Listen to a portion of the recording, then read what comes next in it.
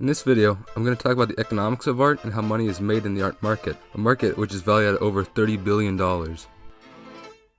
I'm also going to go over the key aspects of the market, including galleries, buyers and collectors, and the artists themselves. Well, how does the art market work? Well, the art market is a physical or virtual venue for buying and selling art. The most common transaction in the market is between the artist and the patron, although oftentimes intermediaries are used, such as auctioneers or dealers. Most sales of art within the market occurs in China, the US, or the UK. So what are galleries? Well, simply put, a gallery is a room for art to be displayed, and it can oftentimes be used for marketing as it promotes up-and-coming artists.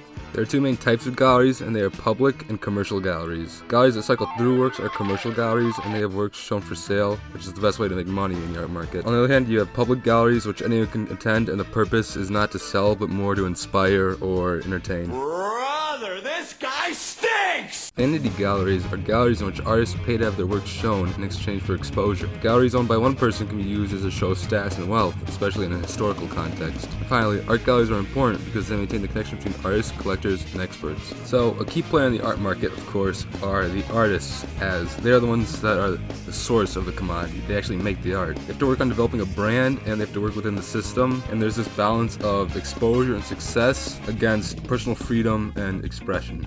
The works they create are sold, but they also represent ideas and statements which can symbolically be bought. People who value the art are the art experts and critics. These people formally decide the price. The art is evaluated based on experience of the artist as well as the style and techniques used. Experts and critics usually judge based on intuition, and they look for authenticity in an artist's work. Another player in the art market are art dealers. Dealers seek artists to represent and promote, while established dealers have considerable influence in the art market. Art dealers have to be very knowledgeable of the business side of art, such as figuring out how much a specific piece could sell for. Art dealers look to see what kinds of art are most popular, as following trends are one of the most important parts of their job. The last big player in the art market are the consumers in the industry, which are the buyers and collectors. Every year, over $60 billion worth of art is bought by collectors.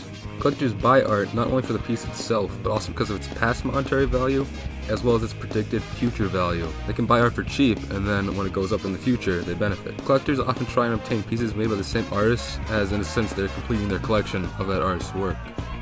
Transactions in the art market are very secretive, and oftentimes the buyers and collectors don't even have to disclose who they are when they're buying the art. It can all be done anonymously. Collectors own private collections, the pieces of which they can loan to various institutions such as museums as a source of income. They can also donate pieces, and in return they get tax exemptions.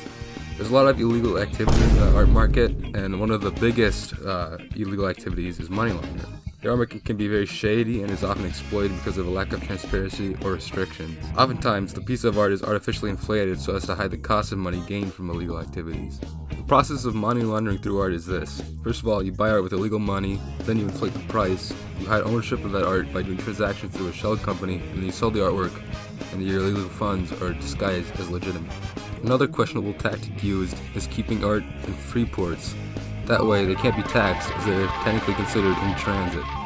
Robert Norton, the CEO and co-founder of Veris Art, noted that art is the second largest unregulated market after illicit drugs, and it is significantly overshadowed by fraudulent activity. An important aspect of the art market is subjectivity. It's the biggest piece of dog shit. Pieces of art are subjective. The prices are easy to manipulate because of this. How can you really put a price on art? There isn't a standard for pricing like other commodities. Because of this, art experts are brought in to officially determine the price of work. An interesting example of subjectivity in relation to value is that Salvador Dali would draw on his checks in the belief that their worth as art was more than their monetary value. And oftentimes, this actually worked. One of the most interesting aspects of the art world to me is the use of hoaxes and forgery. The fine art world has been tricked on many occasions with hoaxes. In 1924, Latin scholar Paul Jordan-Smith, a man who had never picked up a paintbrush in his life, assumed the pseudonym Pavel Jordanowicz and submitted paintings under a disumbrasion school. Paintings weren't good, but they still won praise from critics. That isn't enough. In 1964, a man named Pierre Brassau won praise from critics for his artwork.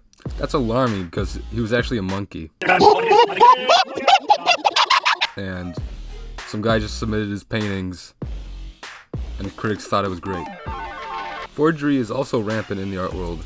Many museums stock forged works unknowingly. In fact, the Renaissance painter Michelangelo got a start creating fake Roman statues, passing them off as authentic. Today, many works are crafted and posed as authentic Renaissance pieces, but actually modern. Elmire Daori, a famous forger, is said to have sold thousands of forged pieces during his lifetime to museums and galleries. Galleries are not keen to admit that they have purchased forged works, as they have no incentive of telling people that what they're looking at is fake. Some estimates put the amount of forged artwork in the market at 40%. Not all sales of art is done within the art market, as there has been a long history of the sale outside of the conventional market. This selling outside of the market can actually benefit smaller artists. Since the age of the internet, many artists sell their art in different ways, such as on Etsy or doing commissions. The art market can be hard to deal with, and I would say that I am skeptical of its legitimacy. However, it still remains an important part of the institution of art as a whole.